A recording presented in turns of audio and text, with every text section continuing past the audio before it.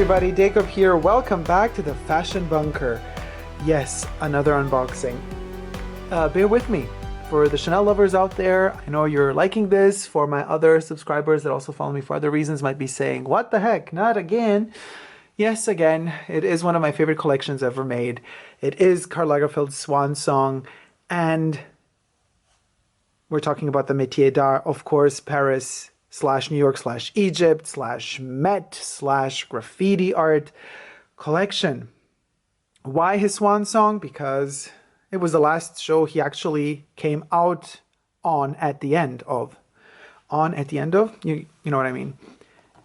Okay, so of course these unboxings are coming in bits and pieces because a lot of these pieces are really hard to get. Whether it be because people are aware that it's his last Metiers d'Art collection, or whether it be because people are really liking it, or because maybe, just maybe, because it's a Metiers d'Art collection, not as many pieces were produced as would be for a Pret-a-Porter collection.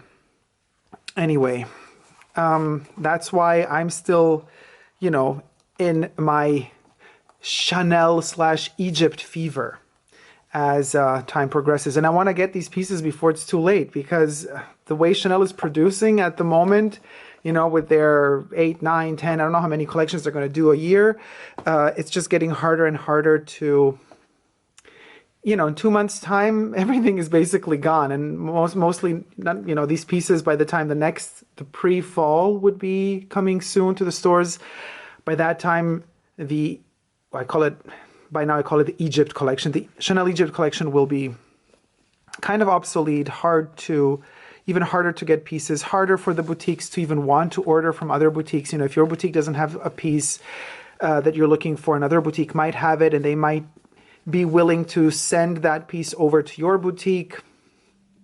And that's how it usually goes. That's why the waiting times for me are really long, because I am all the time and constantly waiting on answers, writing emails, asking for availability. I mean, it's, I know it's ridiculous. This is first world problems, but it's a passion of mine. So for those of you who do know me and follow my channel since a long time, know that I do have a collection, not just of, you know, Chanel, but also other brands. And it's a fashion collection. I analyze fashion history, I analyze the design history, and I analyze in particular the development, the linguistic design development of said brands throughout time. And Chanel is my favorite, so of course I'm going to dedicate most time to that brand. In particular, when a huge change and shift happens, like right now, where Lagerfeld has left and Virginie Viard has come to take over. Here we go. Earrings. The Scarab Earrings. 24 karat gold plated Scarab earrings. This particular little scarab marks the return after 50 years or so, they say, or actually since the 50s that they have. Well, let's just blend it in up there. So as you're reading the text, I can tell you that in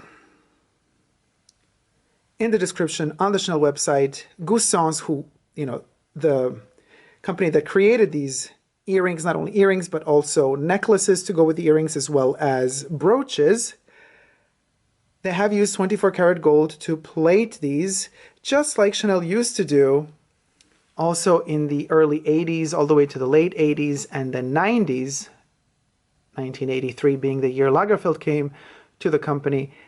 This is reminiscent of old school Chanel, and we're going to get to it in a second. But before I go back to the 80s with you, let's just check out the beauty of these incredible pieces. Now, the earrings are the first that I hunted down from the Goossens collaboration with Chanel.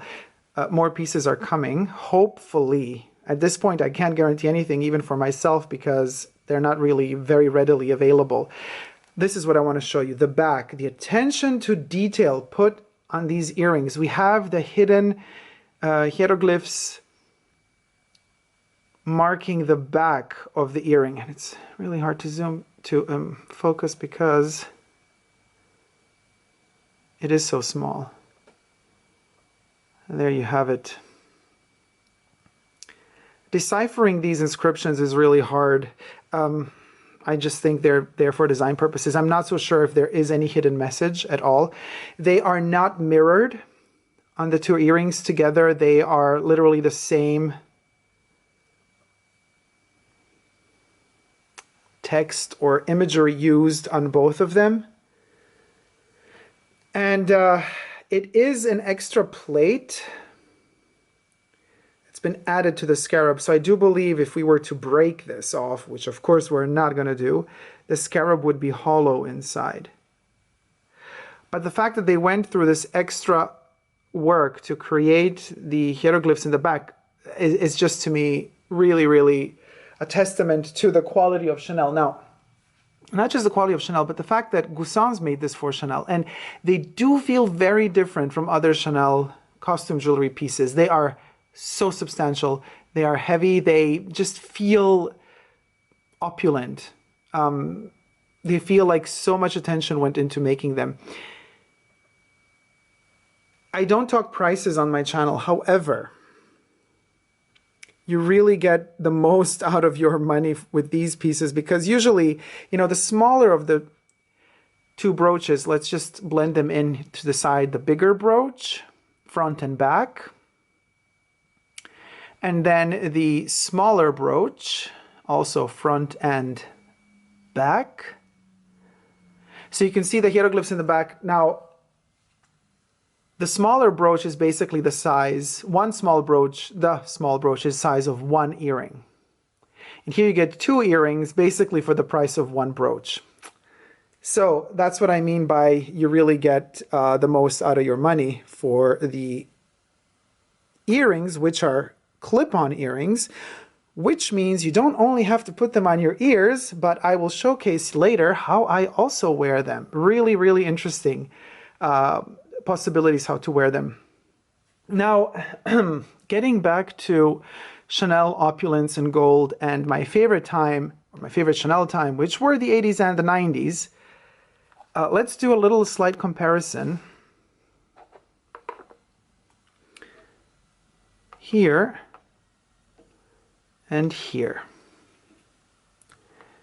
This is a pair of earrings from 1984. So, there's a little hair there.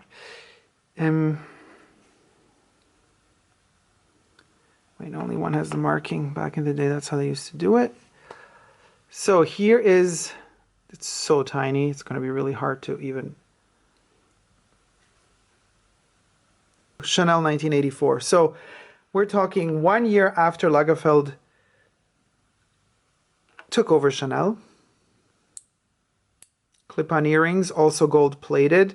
When we put them side by side, it's almost the same type of gold. I would say that it's the same intensity of gold.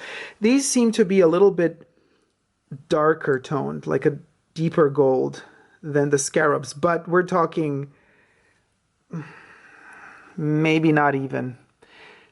The camera does deceive a little bit because of all the light, the studio lights that I have on right now, but I'm looking at them live and they do reflect light differently in reality than they do on camera. So in real life, the toning is exactly the same. It's the same hue of gold. This particular star, the Chanel star, because you know, it's been kind of blackwashed in a way. That's a politically incorrect word to use, but that's how you use it when you, that's the terminology, unfortunately, that you got to use for these pieces. Also, if you're making toys and you're kind of washing them with a black toner or color just to make them look a little bit more aged. So this is what they did here. That's why surrounding the double C and in these kind of little channels between the star flare or glare, you have a bit more, you have black paint, basically. That is what it is. So it does overall give the illusion or the impression that this gold is a bit more intense or darker. But if you were just to observe the flat surfaces, let's say of the double C, it's the exact same tone as the Scarab. Now, this, what does this mean? 2019, 1984, guys. many, many years have passed. You do the math. And this is the first time, well, in the 90s we had this type of really yellow gold as well. But this is the first time that we mark a return to an opulent type of gold within Chanel, within the Chanel brand. So Lagerfeld, this is what my conclusion is, what is very fascinating. Lagerfeld actually kind of went back to the roots in a modern way. It's a reinterpretation of the opulence that he went for back in the 80s and 90s, and he's delivering it to us again, but this time in 2019, with all the looks that we have seen on the runway, very complicated, layered and textured looks, very opposite to how his Chanel pieces looked like in the mid to late 80s and 90s. They were much more simple. Yes, there was also layering, but not even close to the complexity of his last Metiers d'Art collection, the Paris/New York/Egypt/Met/graffiti collection. Let's add the newly received as gift for my birthday Scarab brooch. This one, I'm not even sure was made by Goossens. I'm not so sure, because Goossens is really promoting these pure gold scarabs as their collaboration with Chanel. So, but here we also have the same intensity of gold. It's just a more mattified finish. This is a glossy finish.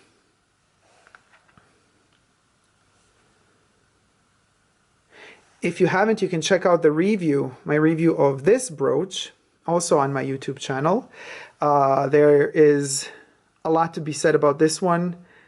The unboxing is a review and also an explanation about scarabs, but that explanation is kind of a bit esoteric and it's hidden within the video, so you have to find it. It's not obvious at first view. So that's that. I'm not going to say more about this one.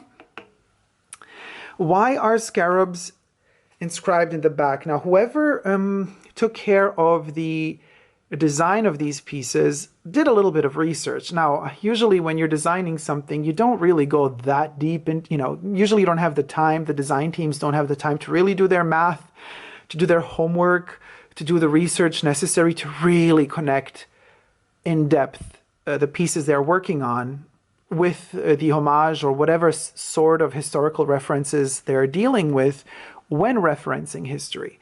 But here I have the feeling they did go, maybe superficially, yes, but still they paid attention to detail in terms of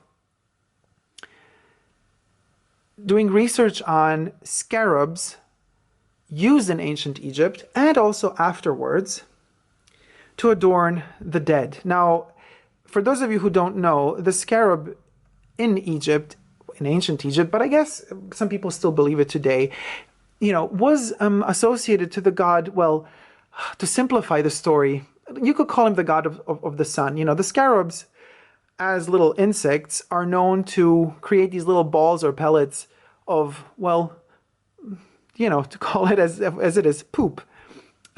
They collect poop from wherever they can find it into balls, which they keep rolling to keep them from not drying out in the sun. They keep them moving constantly. They keep them humid, and they lay their own eggs inside.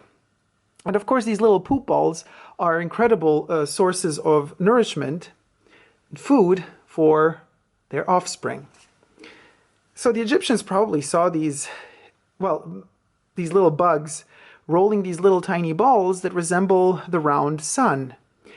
And when they were ready to leave the balls, when the balls were big enough, when they were ready for their eggs to be, injected or placed inside of them, then they would roll these into a hole in the ground. And then once the larvae that were inside, once the eggs hatch, the larva is growing, and after the larva kind of transforms into a beetle, because scarabs are beetles, they would pop out of the ground newly born. So the Egyptians would see these scarabs just appear out of the soil anew. So they regenerate themselves. They were a symbol of, well, very long, if not forever life or regeneration.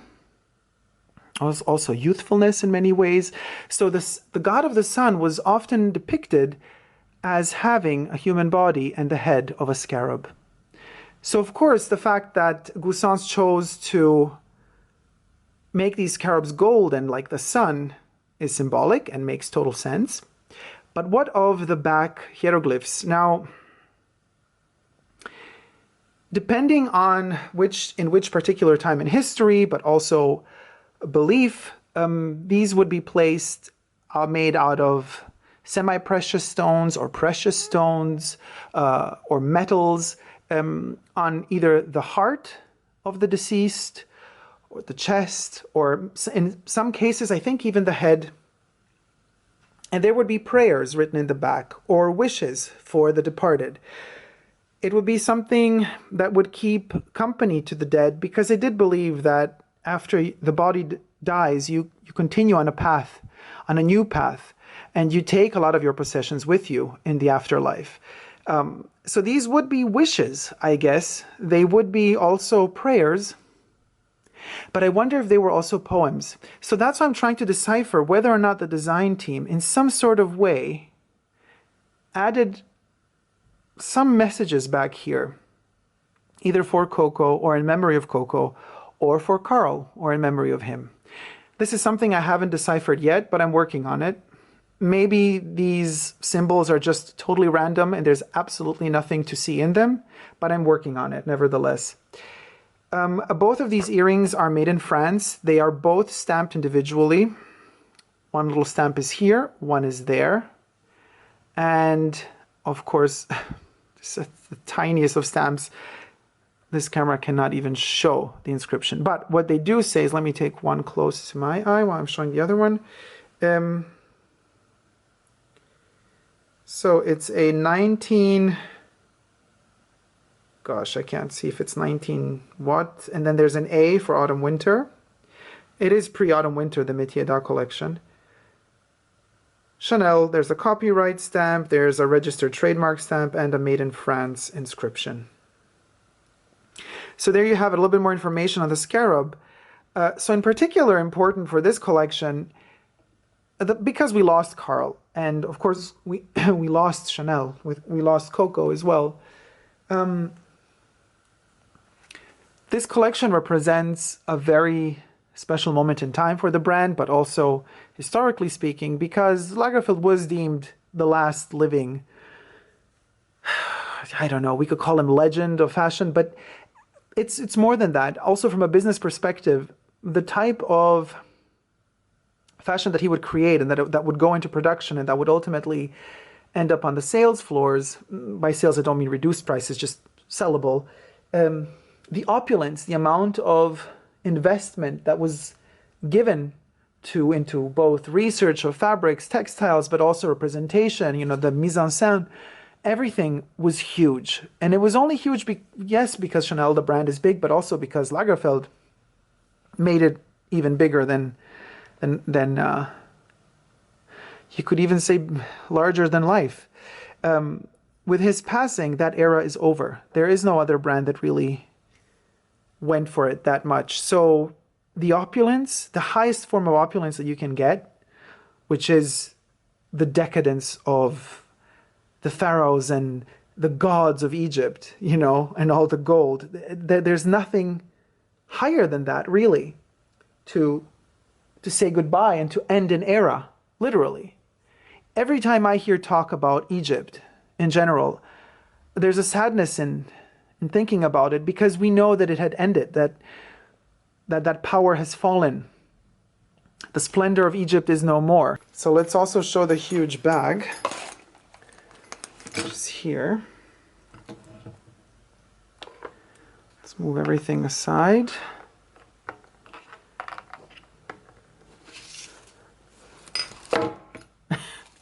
Perfume bottle fell. Great. This opulence, and the chains, and the gold leather, and the spray-painted gold on canvas, it's just so beyond. I don't think, the particular type of gold used in the 80s and 90s was maybe slightly different, but this amount of gold has never been used before, and I don't think ever will. I'm waiting to showcase all of the pieces together once I have all the pieces I'm hunting down from this collection, and then the golden crocodile embossed leather bag, the mini, which you can check out the unboxing of that one also on my YouTube channel.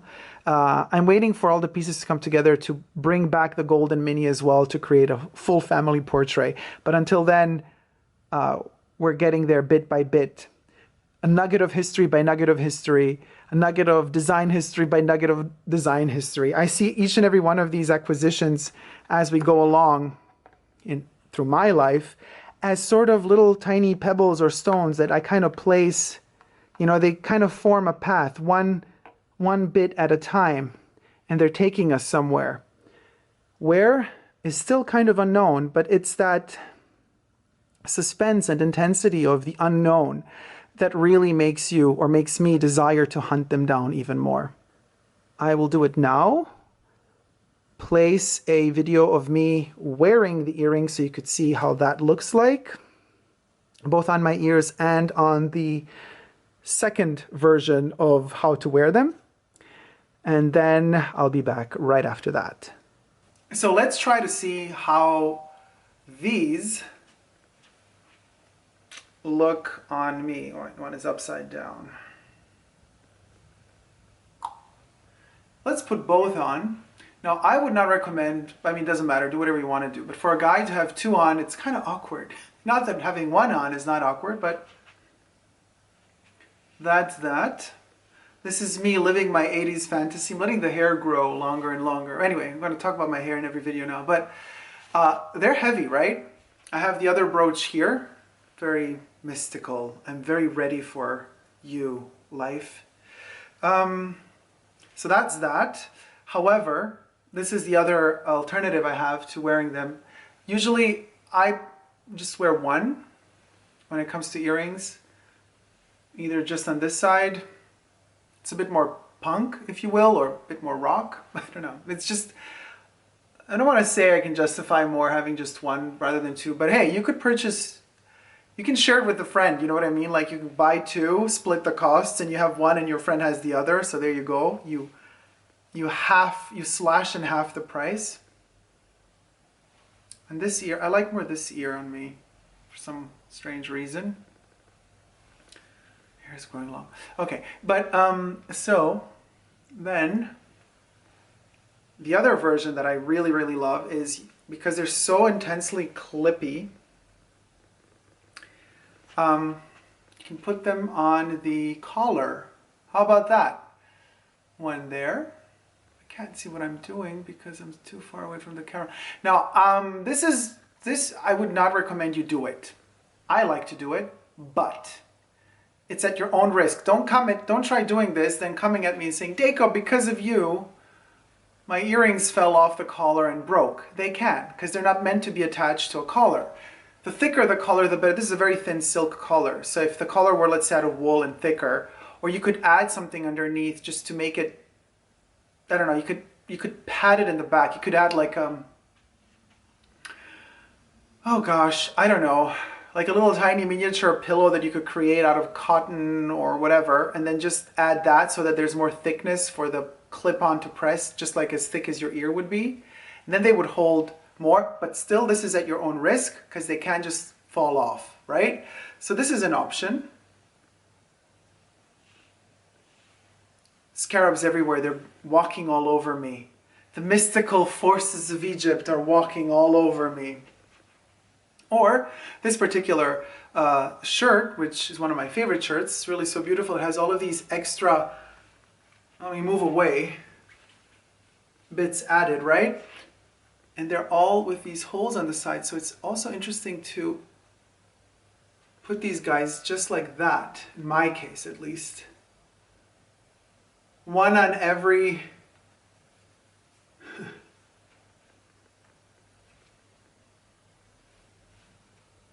and then, you know, you could buy a dozen of them and just let them go all over your shirt. But that's a version that I also like to do, you know. With this particular shirt. You can't do it with every shirt, obviously, but so that would be that. I hope you've enjoyed my little tutorial. If you're crazy enough, I don't want to scratch my glasses, but you could technically, you could clip them on the glasses as well. We're not going to do that because I can't control what I'm doing right now if I'm looking into the lens of the camera, but you could clip them on here. So let's just, but you would need to add some rubber on both ends. Well, here we have a little bit of a rubbery material, but on the other side it's only metal. So, you know what I mean? But you could technically, if you have temples that don't have already some gold ornaments, as these do. Oh God, I'm gonna mess up everything. You could actually attach them to the temples as well, but that's really tacky. We're not doing Dolce & Gabbana now, guys. We're doing Chanel, okay? Okay. The shade of it all. Alrighty, so that's that. Dacob, back to you in the studio. Thank you guys so much for watching. I hope you liked this video. If you have, please do thumb it up and let me know what you think about it in the comment section down below. Also, if you haven't already but wish to, consider subscribing to my channel here on YouTube. I'm also on Instagram, Facebook, and Twitter. I'm also on Patreon if you wish to see special videos that are not available on YouTube, or that come exclusively to Patreon a week or two ahead of time before they hit YouTube. And of course, they are ad-free, so there are no advertisement interruptions in them. So if you wish to become a patron and pledge on Patreon, my username over there is SuperDacob, all spelled together. Thank you guys so much for watching. Never give up on love. See you soon. Take care. Bye.